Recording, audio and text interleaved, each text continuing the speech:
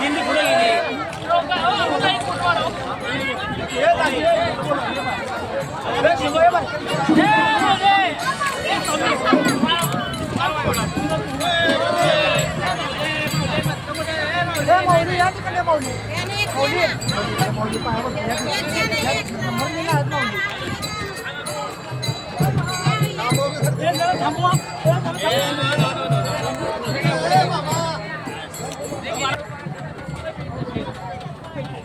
आपलं काय नाव आहे?